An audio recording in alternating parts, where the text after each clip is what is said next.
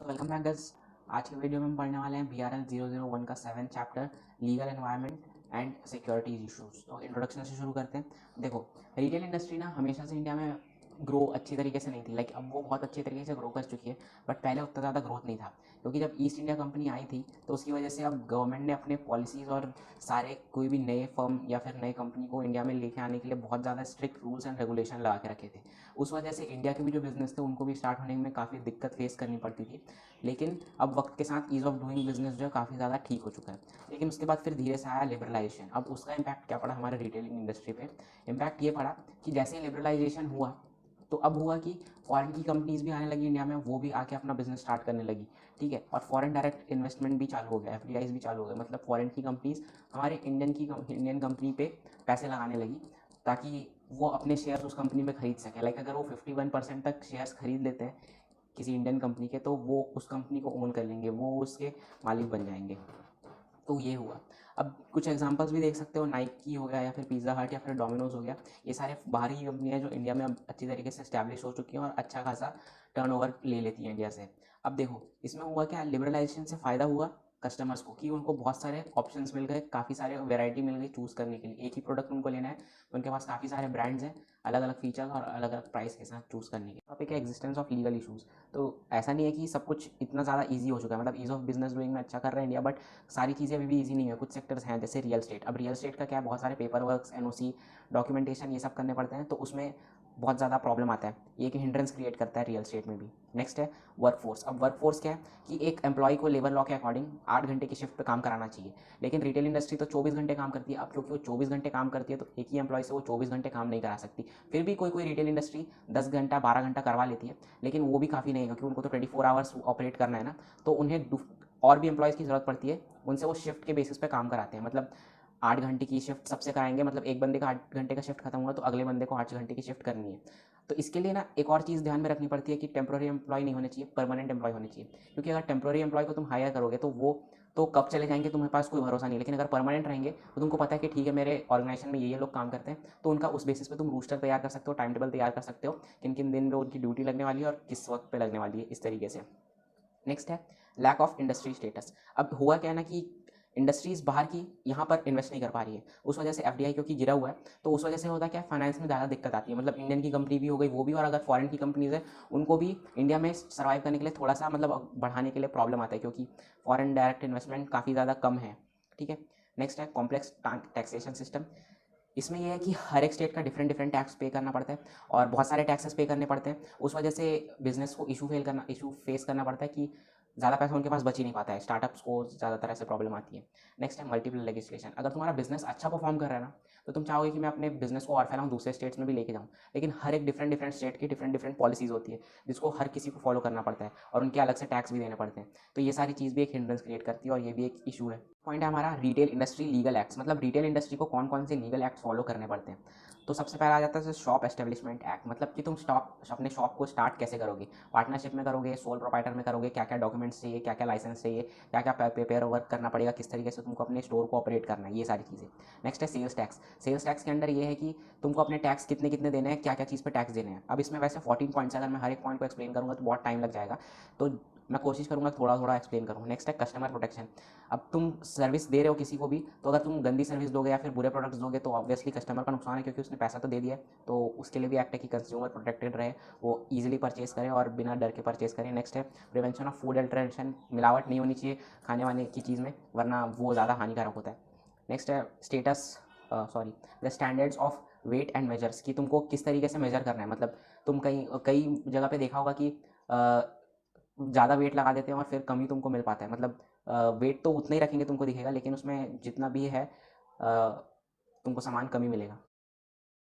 Next है the sales goods act. Sales good act के अंदर ये है कि अपने सामान को बेचना है, और बेचने के बाद फिर किस तरीके से तुमको सर्विस प्रोवाइड करनी है। नेक्स्ट है the essential commodities. Essential commodities के अंदर मतलब जो जो कमोडिटीज़ एसेंशियल है उनकी प्राइसेस उतने ज़्यादा नहीं रखनी चाहिए, और वो ईजिली अवेलेबल होने चाहिए, ये चीज़ इसके अंदर। नेक्स्ट है द फैक्ट्री एक्ट। ठीक है। फिर नेक्स्ट है द प्रोफेशनल टैक्स। प्रोफेशनल्स को किस तरीके से टैक्स देना, वो सर्विस टैक्स हो गए, वो जो GST सर्विस टैक्स वो सारी लगती है वो सारी। नेक्स्ट है लेबर एक्ट, कितना काम कराना है, कितना पैसा देना है। नेक्स्ट है PF मतलब हर किसी का इकट्ठा होगा प्रोविडेंट फंड, उसके लिए भी एक एक्ट है कि एक एम्प्लॉय को इतना PF मिलना है, ये वो सारी चीज़ें इसमें रहती है। नेक्स्ट है एम्प्लॉय स्टेट इंश्योरेंस। हर एम्प्लॉय का एक इंश्योरेंस होना चाहिए, हेल्थ इंश्योरेंस कंपनी जो उसको प्रोवाइड करे, ताकि अगर उसको आगे चल के कोई प्रॉब्लम आए तो वो उन पैसों का इस्तेमाल कर सके। नेक्स्ट आता है employ provident fund and miscellaneous, जैसे पीएफ वाले पॉइंट में ही है कि उसके लिए पीएफ हो गया, डीए, ये सारी जो चीज़ें होती है वो इसके अंदर आ जाती हैं। नेक्स्ट है इम्प्लीकेशंस ऑफ वैट। अब वैट का फुल फॉर्म है वैल्यू एडेड टैक्स, ये 2005 जून में लेके आया गया था। इसके अंदर ये है कि हर एक प्रोडक्ट को जब जब तुम उसकी वैल्यू बढ़ाओगे, जैसे एक लकड़ी है, अगर तुमने उस लकड़ी को काट के उसका प्लाई बना दिया तो वो उसकी वैल्यू बढ़ गई, तो तुमको वहाँ पे टैक्स देना पड़ेगा जब उसको सेल करोगे। नेक्स्ट, अब उस लकड़ी को जब तुमने प्लाई बना दिया था, प्लाई से तुमने एक बेड तैयार किया, तो अब वापस से उस पर वैल्यू ऐड हो गई तो फिर से उस पर टैक्स लगेगा। तो ये सारी चीज़ वैल्यू एडेड टैक्स है, मतलब जब भी एक रॉ मटेरियल की वैल्यू ऐड करी जाएगी तब तब उस पर टैक्स देना पड़ेगा। ठीक है। नेक्स्ट और फाइनल पॉइंट है सिक्योरिटीज़ इन रिटेलिंग इशूज़, जो कि इस चैप्टर का एक सेकंड पार्ट था, सिक्योरिटीज़ इशूज़, उसके अंडर में आता है। अब सिक्योरिटी क्या क्या चीज़ पे चाहिए होती है रिटेल स्टोर को, तो सबसे पहले सिक्योरिटी चाहिए होती है कि एक्सटर्नल सिक्योरिटी दो तरह की है, एक एक्सटर्नल और एक इंटरनल। एक्सटर्नल में ये है कि अपने गुड्स और सर्विसेज को प्रोटेक्ट करके रखना है कंज्यूमर से, क्योंकि कंज्यूमर बाहर के पार्ट है, वो तुम्हारे पास बाहर से खरीदने के लिए आए हैं, ठीक है, उनसे तुमको गुड्स को प्रोटेक्ट करना है। तो सीसीटीवी वगैरह ये सारी चीज़ें ये अभी नीचे दिए हुए हैं, उसको हम डिस्कस करेंगे। नेक्स्ट है इंटरनल सिक्योरिटीज़ इशू। अब इंटरनल में ये होता है कि तुमको अपने गुड्स को अपने एम्प्लॉयज़ से ही बचा के रखना पड़ता है। कई कई एम्प्लॉयज़ की नियति खोटी होती है, तो वही चोरी कर लेते हैं या फिर और कुछ घपला कर देते हैं, वो सारी चीज़ें। ठीक है, तो अब किस तरीके से हम इनको प्रोटेक्ट करेंगे, ये सारी चीज़ हम देखने वाले हैं। तो पहली बात तो बार कोडिंग। बार कोडिंग मतलब हर एक प्रोडक्ट के पीछे एक देखा होगा, एक लंबी लंबी लाइन खींची रहती है, वो उसमें एक कोड रहता है जो कि कंप्यूटर्स पढ़ सकते हैं। तो हर एक प्रोडक्ट का जब एक कोड रहेगा तो तुमको अपने पास एक आइडिया रहेगा कि ठीक है, मेरे पास इन इन बार कोड्स के प्रोडक्ट रखे हुए हैं और ये जो प्रोडक्ट्स हैं बार कोड वाले ये बिक चुके हैं, तो एक आइडिया रहेगा, मतलब तुम इन्वेंट्री को मैनेज कर पाओगे उससे मदद से। नेक्स्ट है इलेक्ट्रॉनिक आर्टिकल सर्विलेंस। मतलब एक चिप होता है, छोटा सा चिप होता है, ये एक्सपेंसिव जैसे चीज़ है नहीं, जैसे वॉचेस हो गए, ज्वेलरी हो गया, ये सारी चीज़ में ये छोटे छोटे चिप्स लगा दिए जाते हैं, ताकि अगर ये कभी चोरी हो और ये हमारे एंट्रेंस मतलब अपने एग्जिट से अगर बाहर जाए बिना वो टैग मतलब चिप हटे हुए, तो वो साउंड करेगा और तुम उसको ट्रैक भी कर पाओगे आगे चल के, ऐसा चीज़ होता ही है। ठीक है। नेक्स्ट है कि इलेक्ट्रॉनिक शेल्फ लेबल। अब इलेक्ट्रॉनिक शेल्फ लेबल मतलब एक इलेक्ट्रॉनिक शेल्फ होता है, मतलब शेल्फ में देखा होगा जिस तरीके से कुछ कुछ इलेक्ट्रॉनिकली दिखा रहता है कि यहाँ पर ये प्रोडक्ट्स हैं, कोई सेल वेल लगी है तो भी उसमें लिखा रहता है। तो उसमें ये भी रहता है कि वो प्रोडक्ट्स को कौन कौन से तुमने प्रोडक्ट्स रखे हैं उस शेल्फ में, उसका डेटा स्टोर रहता है कि ये प्रोडक्ट्स हैं, वो एक बार जब वहाँ से चले जाते हैं तो उसका डेटा वहाँ से हट जाता है, वैसा टाइप का रहता है। नेक्स्ट है सीसीटीवी। ये सबको पता होगा कि क्लोज सर्किट टेलीविजन, हर जगह देखा, ये बहुत ज़्यादा कॉमन है, हर जगह पाया जाता है। ये तो हमने गुड्स और सर्विसेज की, अपनी सर्विसेज की सेफ्टी को देख लिया, लेकिन अब हमारे पास एक और चीज़ है जिसे हमें सिक्योर करना है, वो है डेटा सिक्योरिटी। आज के टाइम में डेटा बहुत ज़्यादा इंपॉर्टेंट चीज़ है, जिसके पास सबसे ज़्यादा डेटा है उसके पास सबसे ज़्यादा पैसा होगा। फेसबुक, यूट्यूब, ये सब भी सबके डेटा रखते हैं, इसलिए वो इतना कमा लेते हैं, जिसकी वजह से वो एडवर्टीजमेंट आपको भेजते हैं, जिस तरीके आपके सर्च हिस्ट्री है, जिस तरीके को जो जो चीज़ आपने देखी है वो चीज़ के एडवर्टीजमेंट्स आते हैं। तो इसलिए डेटा सिक्योरिटी भी काफ़ी ज़्यादा इंपॉर्टेंट चीज़ है। इसमें हमको क्या क्या चीज़ को ध्यान रखना है। एक्सेस लेवल बाय यूज़र, मतलब आपके दुकान में जितने भी एम्प्लॉयज़ हैं और आपको उसमें से किस किस एम्प्लॉय को क्या क्या अथॉरिटी देनी है कि आप हमारे सॉफ्टवेयर में ये चीज़ कर सकते हैं, क्योंकि अगर उसकी ज़्यादा चीज़ की ज़रूरत नहीं है तो अगर तुम उसको देख रखोगे तो उसका वो शायद गलत फ़ायदा उठा सकता है। जो उसकी काम की चीज़ें खाली उतने तक उसको एक्सेस देना चाहिए। ठीक है। नेक्स्ट है रिकवरी मैनेजमेंट।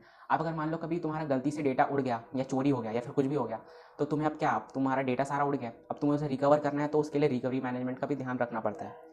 नेक्स्ट है पेमेंट गेटवेज। पेमेंट गेटवेज मतलब अब जैसे डिजिटलाइजेशन हुआ है उसकी वजह से सब क्या है, फ़ोन से ही पे करने लगे हैं, लाइक पेटीएम हो गया, फ़ोन पे हो गया, और अमेजॉन पे, ये सारी चीज़ से पे करते हैं। क्रेडिट कार्ड्स भी हो गए, डेबिट कार्ड, इनसे भी पे करते हैं। तो ये सारा चीज़ का भी सिस्टम तुम्हारा प्रोटेक्टेड होना चाहिए, मतलब अगर तुम अपने यहाँ मशीन लगवा रहे हो और तो उसमें कोई पे कर रहा है तो पता चला वो पैसा किसी और के पास पहुँच जा रहा है तो तुम्हारा नुकसान होगा, तो इस चीज़ पर भी अभी ध्यान देना पड़ता है।